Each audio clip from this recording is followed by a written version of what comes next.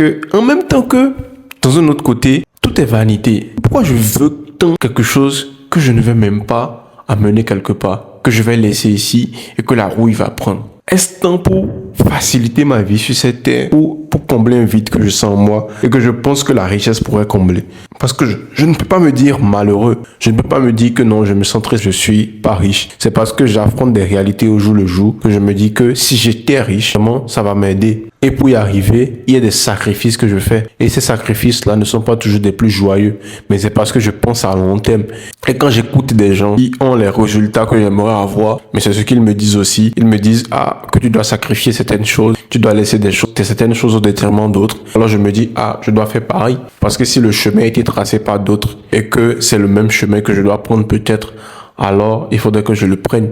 Mais à la lui où vont les choses, je me dis, je dois peut-être mettre un frein dans mon désir ardent. Et je pense que Bouddha l'avait déjà dit. J'ai lu un livre une fois, un livre qui s'intitulait Le cerveau de Bouddha, où il disait que l'une des causes les plus importantes de la souffrance humaine, c'était le désir irrépressible. C'est le désir où on n'arrive pas à mettre un frein à ce désir-là, où on se dit non, je dois l'avoir à tout prix.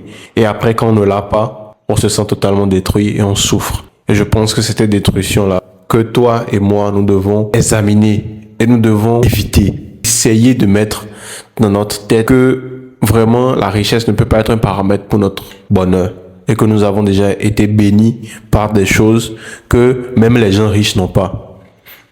Et en parlant de moi, je parle de ma famille, je parle d'un sommeil paisible, je parle de la santé que j'ai, je parle peut-être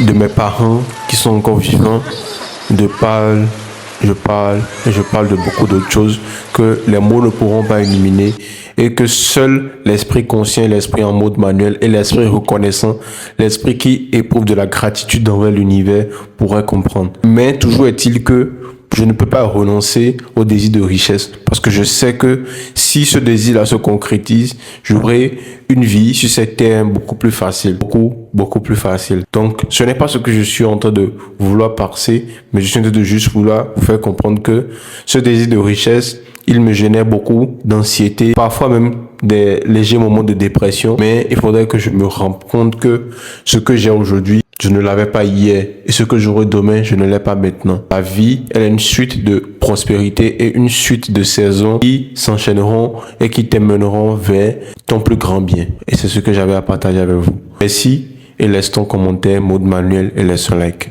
On est ensemble.